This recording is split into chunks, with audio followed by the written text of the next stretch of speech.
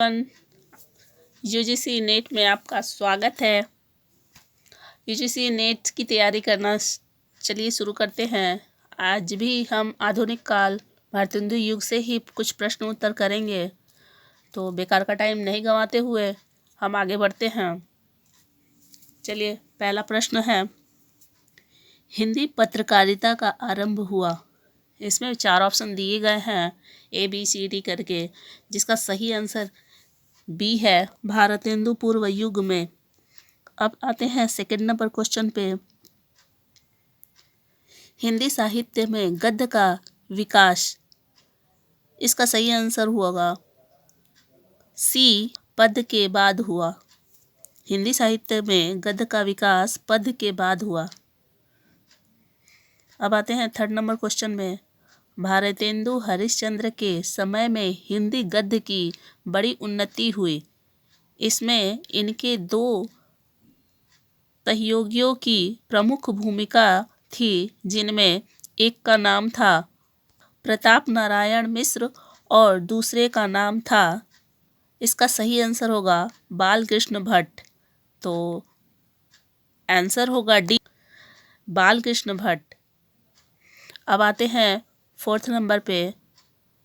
सुख सागर की विषय वस्तु संबंधित है, तो इसका सही आंसर होगा ए, भागवत पुराण। अब आते हैं फिफ्थ नंबर क्वेश्चन पे।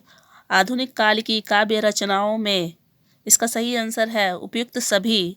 ये सभी हैं, तो राष्ट्र गौरव जगा, दूसरा राष्ट्रीयता उजागर हुई, तीसरा समाज सुधार की भावनाएं मुखरित हुई। ये सभी हुए, इसलिए उपयुक्त सभी आंसर होगा डी, उपयुक्त सभी। अब आते हैं 6 नंबर क्वेश्चन पे। भारतेंदु युग में हिंदी भाषा तथा राष्ट्रीय विचारधारा को आगे बढ़ाने में महत्वपूर्ण योगदान देने वाले विचारक थे, तो इसका सही आंसर होगा दयानंद सरस्वती। इसका सही आंसर ए है, दयानंद सरस्वती ने योगदान दिया था।